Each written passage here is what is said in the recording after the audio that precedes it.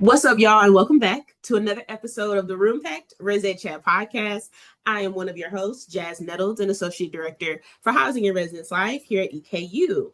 Today, I am joined by probably someone who needs no introduction to most people that I know, but she is new to you. Lauren, would you please introduce yourself, your title, and how we met to the folks? Oh, yes. Hello, everyone. My name is Lauren Mountain.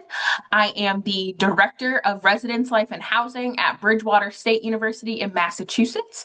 I had the lovely opportunity to meet Jazz in the wonderful, memorable year of 2020 when she just moved to Kentucky and joined the EKU staff as a residence hall coordinator.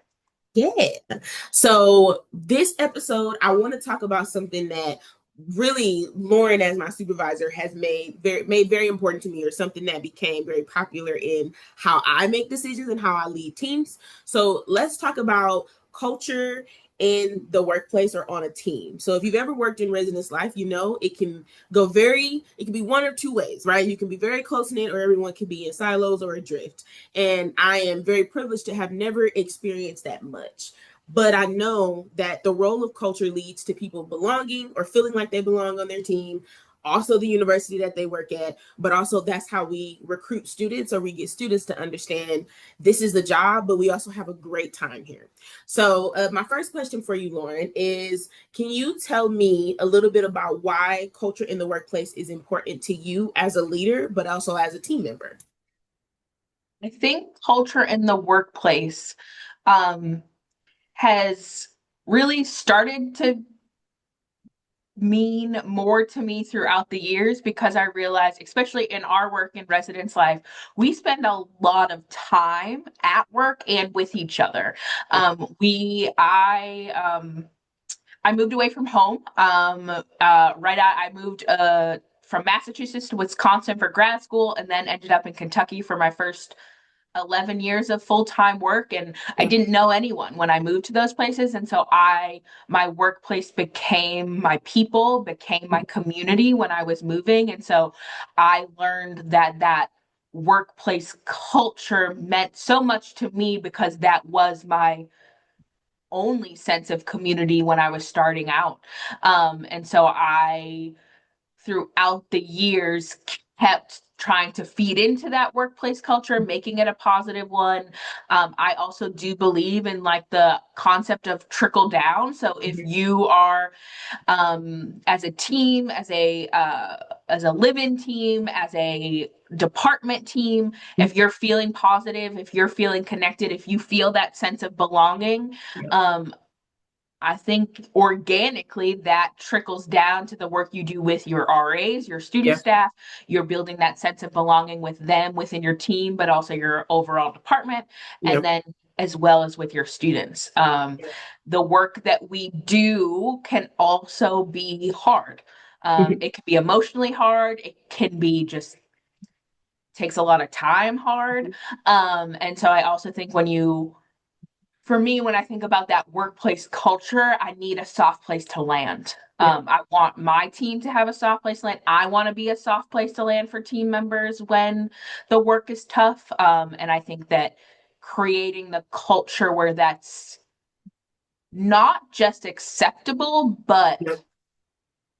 expected, like we Yeah. know that this is the type of culture we have, is really important to me. Yeah.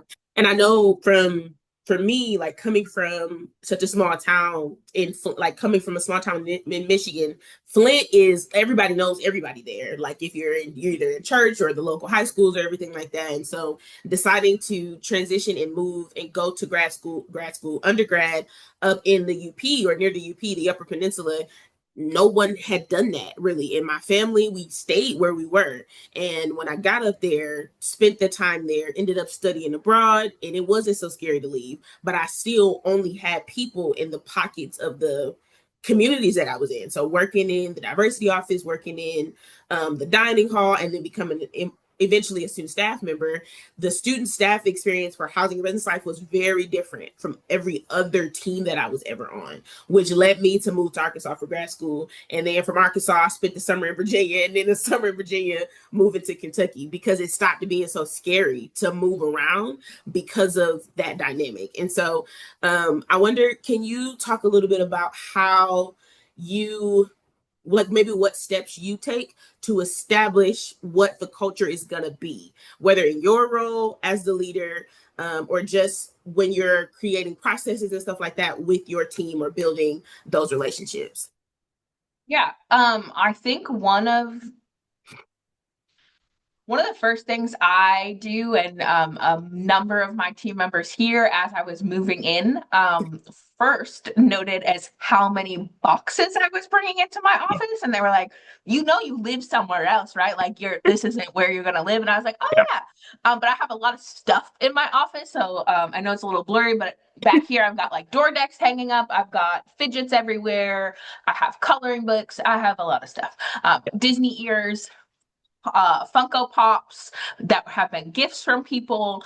And so I bring my personality to work, Mhm. and I bring who I am authentically to work. I am not a um, buttoned up, let's be business professional 24/7. I Yeah. sing and laugh and dance down the hallways. Mhm. I make weird faces, and I joke around. And Yeah. so I think that for me, one of the first steps is being myself and being that goofy person who can also get down to business when we need to. But I want to be who I am, and I want to show people who I am at work. And I think Yeah. that inadvertently gives people permission to do the same.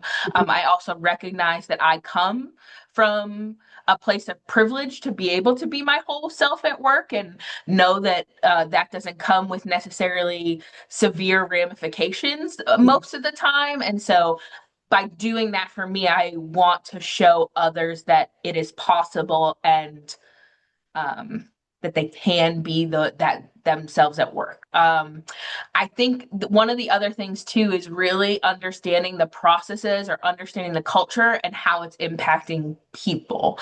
So right now, I've been here a little over 4 months. And so one of the biggest things has been like understanding the processes and how does that impact our office staff, our live-in staff, our resident directors. How does this process impact our RAs, our securities team, and then the students? And so figuring out how each of our processes plays with each of our positions and each of our teams, to then know, is it working? Is it having a benefit for one but not the other?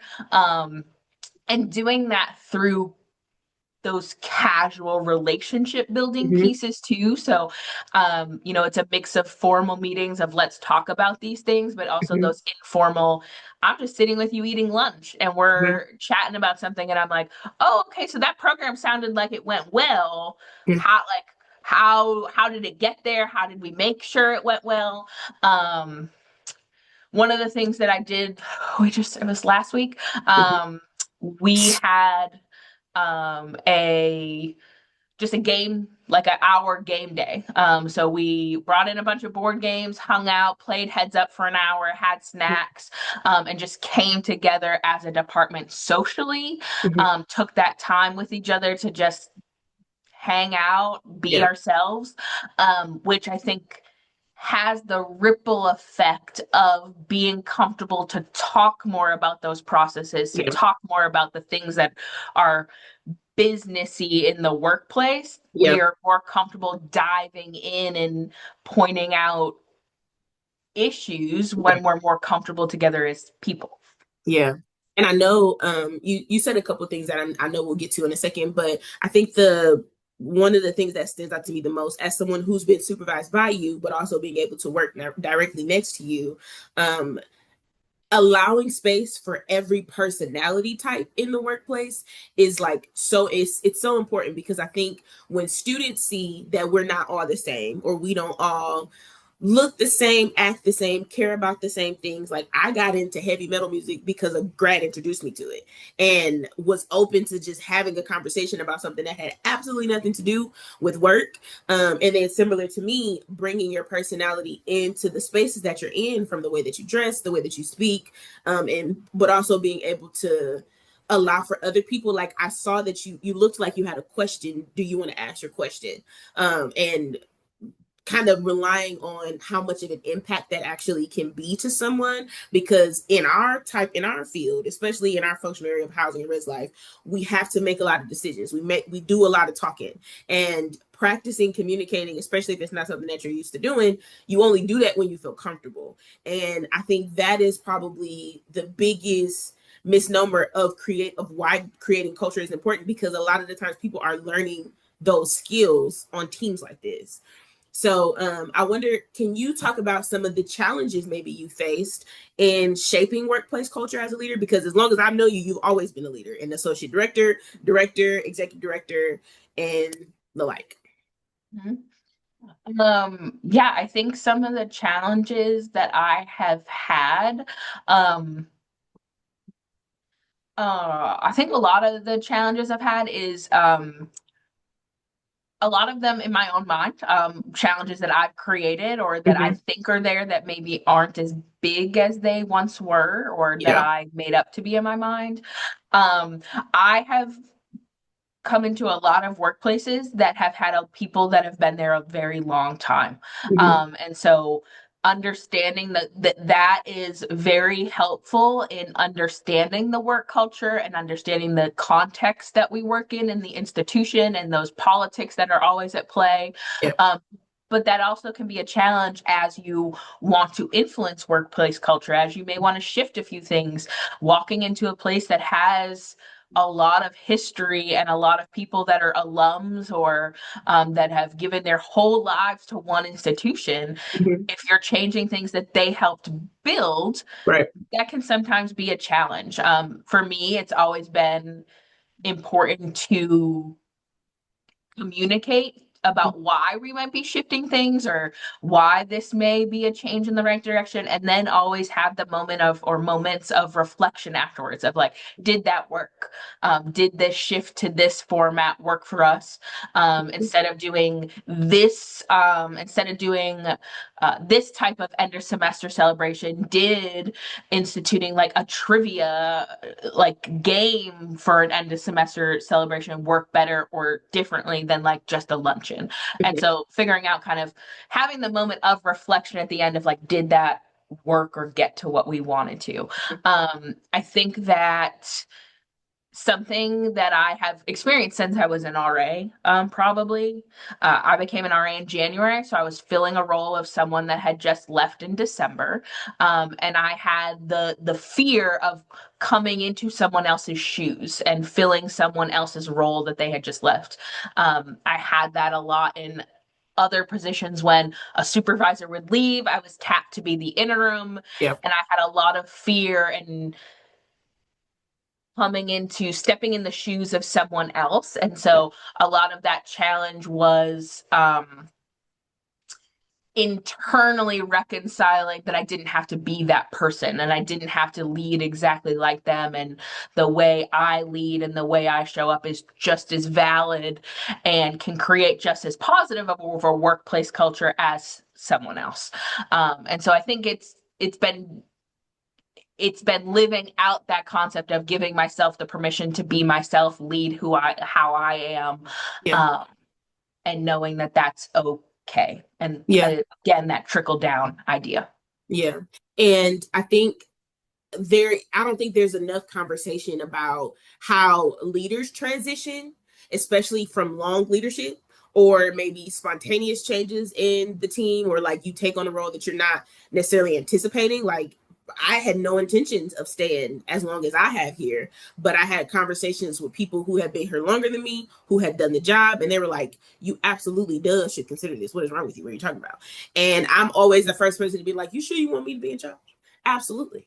And because the difference in my personality from most other people. But I love that you talked about coming into, most of your teams have been established already, whether it be the entry level team have been there long, or maybe some of the leadership team. So when you are making changes or having to make changes, aware that the importance of culture and a positive workplace are like key for you in on the teams that you're on.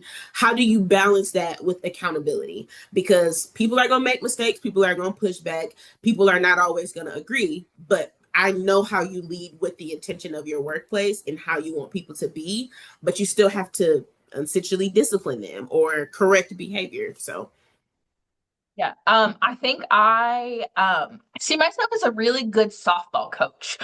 So like I am in the dugout with the people, mhm. with significant assistant coaches, associate coaches, however, whatever you call them in sports, right? I don't know. I do like sports, so I don't know why I'm saying I don't know. But anyways, Flexible. but the reason why I say softball coach, other than like other sports, is softball. Like I was really bad at it, but I did play it when I was younger. And like we always got chants, and like you have things that you like batter, like you got things that are culturally acceptable in softball that if Yes. you did in on the football bench, that I think people would look at you like, What are you doing? why Mm-hmm. are you cheering? That's for people in the stands. And so, but I like to create those cultural norms, I guess, Mm-hmm. or those team norms, and like here's where I want us to go, here's the direction we're going, like let's all get in this together.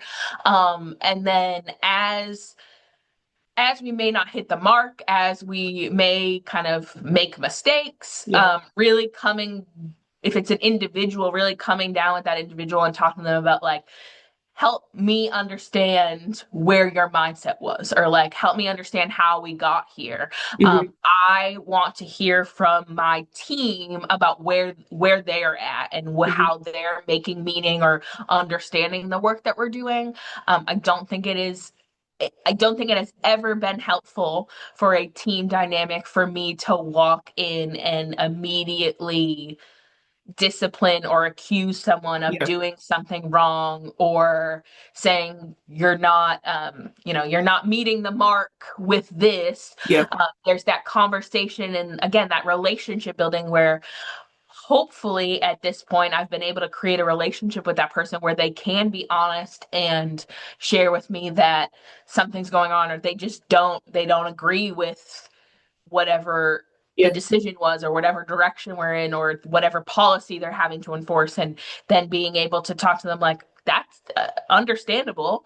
We're not all going to agree with everything, but there are certain workplace expectations that you have to meet, and how can I help you meet those? Yeah. And what are your, I think another thing that really comes into the accountability conversations for me is understanding people's strengths. Yeah. I know that I pride myself in knowing the strengths of my team members and knowing that we're not all strong at all things, and so who do I go to for what? And then also like if I'm having the conversation with one of my team members and they're really struggling with the conflict management within the role, whether Yeah. it's their peer members or their RAs or whatever that may be, I know who on my team I'm going to say, I want you to sit down and talk to Jazz About about this, this. Mm-hmm. about how she does it in her work, how Mm-hmm. she reconciles the two, because I think she would be a really good resource, or a sounding board for you to Yeah. hear how she does it, because she does it really well.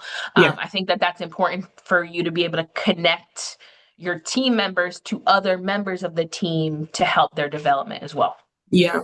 And I mean, of course, because I can speak directly to it, I know one of the biggest things that I experienced getting to work under you, but also just learning from you anyway, because, made me be in charge of people, is learning how to have conversations that I don't want to have. And maybe because I'm being stubborn, who knows? But sometimes it's just me not, it's me maybe being afraid. And a lot of times that's what it is. I really don't want to start doing this because if I start doing it, I'm going to have to keep doing it.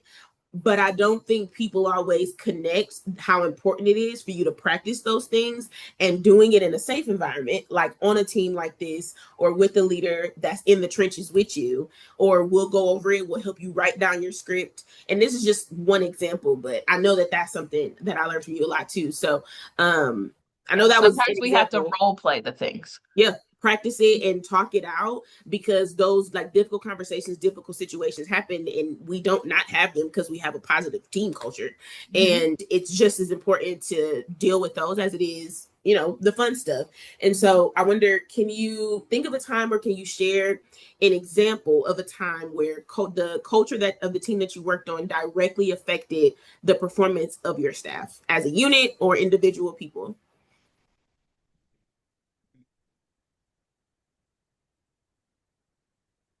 Yeah, I think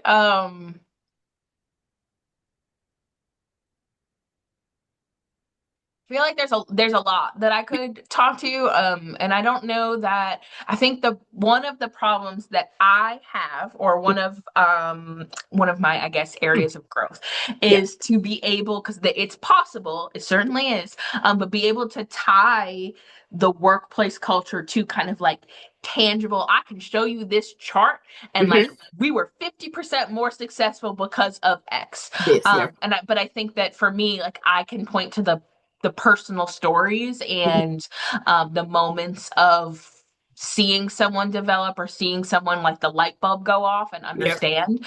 I think one of the things that um, it was not just me, it was a collective team effort, but creating a culture where it is acceptable and a nurturing culture of understanding that like career progression happens, Hmm. and career progression isn't always going to be at the same institution. Yep. Creating a culture where it is acceptable and valued and celebrated when people talk about, I think I might want to start looking for another job. I Yep. think I might want to not be in housing and residence life for my whole life. I think I may want to jump into this other area of student affairs, Yep. or maybe I want to leave student affairs and work in business. Yeah. And I think creating a culture where that is valued and celebrated has been really important, because I think that shows your team, and you can point out to your team what they are getting out from, what are they getting out of their current roles to help them long term. I think that I've seen significant success in that, because then they're investing in their roles in a different way, because they're seeing that value. They know that you are valuing it as well.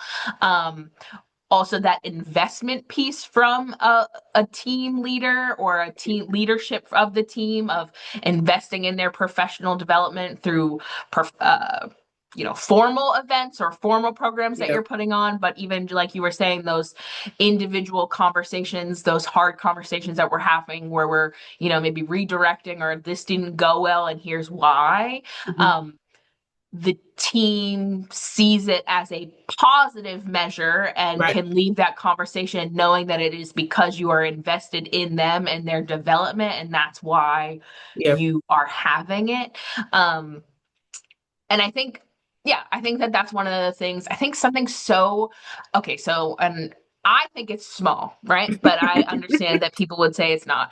Yeah. um to we eat a lot of pizza, right? Yes. Like in housing and residence life, or other, we get food for meetings or whatever. So I know that on my team I have one person who doesn't eat pizza, and I Hmm. have another person who's gluten free. So Hmm. whenever I'm ordering food, I'm gonna make sure when we get pizza, I order these breadsticks with nacho cheese sauce for Hmm. dipping, and then I order a gluten free pizza or a gluten free option. Hmm. Um, and I think that, to me, that is showing your team that you know who they are, you know what they need to be successful, and then they feel seen, they feel Yeah. understood, they feel heard, and so they are just much more, they're much more apt to go to bat for you and for your department. Like they are Yeah. going to put in the extra effort. They're going to show up because they know that you show up for them. You've Yeah. shown up for them in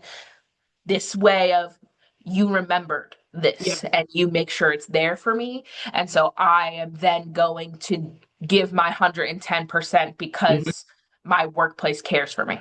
Yeah. And I love that. That's a perfect segue into like one of my last two questions. I'm connecting people to not just the mission, vision, values of the institution is important because it connects them to their job, makes them understand things. But how do you ensure, or like what steps do you take to make team members feel that immediately? And immediately could be 3 months, but what does that look like for you? Mhm. I think uh, it's doing some of the things that come innate to us in residence life. Yeah. So making sure that when someone shows up, they have a welcome banner and like it has their name on it, their name is spelled correctly, Mm, and like having it ready to go, making sure that you and your team are prepared for their arrival day one, and then the next 2 weeks. They have a plan. You have a plan in place to make sure they get connected and that they're meeting people right away. And then yeah. you're connecting the dots for them. They're not just meeting people and like, oh, okay, great. Hmm. I don't know what that means, but they're Yeah. meeting people and you're saying, okay, this is Bob. We work with Bob in this context. And then there's something, whether it be their onboarding materials or something that kind of backs that introduction up. Mhm. Um, I make it a point to try to always like have a one-on-one conversation with people as they start, Mhm. separate from necessarily their significant training Yeah. onboarding.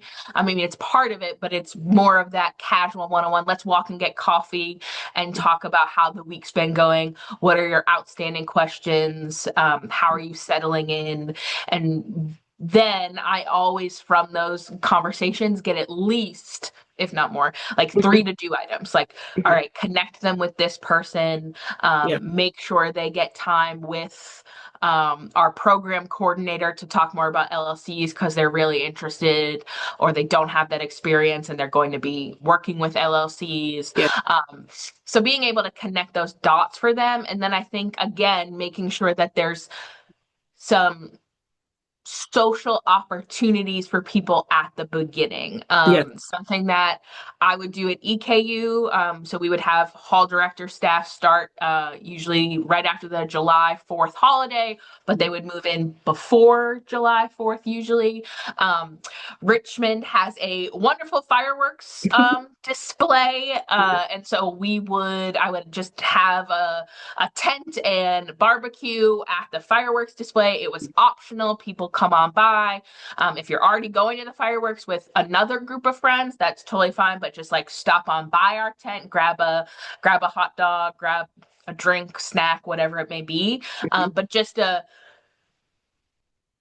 easier way to ease into the team. And that usually ended up being, if you were new to the team, that Yeah. ended up First being time we would see each before your other. first day. Hmm. And so making sure that if you wanted to come, that another member of the team was connecting with you and maybe you Right. were driving together or coming together. Yeah. But especially if you are starting a new job or you have a cohort of people starting, Yeah. making sure there's that those social opportunities as people connect to the team, I think is really important. Yeah. And I know that a lot of the things that you shared today are very social. But they're also very personable. And I think people are forgetting that piece in the workplace as the world is changing and people's motivations for working are different. But I think if we had to give any piece of advice for me, and then I'll let you give yours too, is just don't forget that these people are still people at the end of the day, making space for people to talk about the things that they're passionate about or that maybe they're not so passionate about or not comfortable with or upset about. Though all of those things contribute to a positive workplace culture. What would you add as far as advice to any future leaders or anyone that is building their team with the last few minutes we got? Yeah, I would echo those things that you said, obviously. I would say like getting to know your people and then finding ways to remember them. I Yeah. know that like some of us don't like memory is different for all of us. Just recalling things is difficult. So like, do you keep a I have a the last two jobs I've had, I have a spreadsheet of people's favorite things. So when I am like, okay, that person just planned all of RA training, they did a really good job, I want to tell them that they did a good job, I'm going to write them a note and bring them peanut butter M&Ms because I know that that's their favorite. I am not going to remember 25 people's favorite candy all the time. And so Yeah. I need something to look back to. So have something that you can go back to and be like, okay, yes, that's their favorite. I'm going to do this thing. Yeah. And I think find ways to connect people to their strengths and their passions, Yeah. whether that's in their current job title, whether it's connecting them to someone else in another office so that they can learn from them or collaborate with them in some way or some event. But utilizing people's strengths in the workplace and allowing them to be Yeah. themselves and use those strengths. And highlighting those and making sure that you celebrate people for the things they bring to the workplace, who they are as people, but also Yeah. those strengths in their work, and knowing that it's okay. I know that like for me, I am not good at a lot of things. Math, not my no, we don't do well. Same. So I find the people on my team who are really good at math and I'm like, hey, come here, come I need come help. come make sure I did this. Mhm. Or making conflict, don't enjoy it. Mhm. It's a part of life, we deal with it. So finding the people on your team that are good at things and then being able to utilize those on a whole team front is really important too, I would say. Yeah. And you said earlier too, and I'll wrap us up, but you said earlier too, allowing for people to just be who they are and bring who they are into the space. I know something else that people don't always consider too is their like the individual family dynamics of your people. So if Mhm. you have someone you know that's heavily involved in their church, maybe don't make them have to sign up for stuff to do on a Sunday or whenever they have their ceremonies. If you know that you have people with children, there is no don't make things expectations for them because it doesn't work for them as you would for someone who does not have that type of dynamic. And honestly, I think it boils down to just being considerate. Consider your team, consider who they are, and give them a chance to tell you about who they are and who they want to be on your team. So I love it. But of course, boss, thank you so much for joining me. As always, it's always a pleasure talking and yapping with you. Folks, if you're new here, please make sure you subscribe and follow us and listen to us on all streaming platforms where you get your podcasts. And I will see you on the next episode of the ResEdChat podcast. Bye.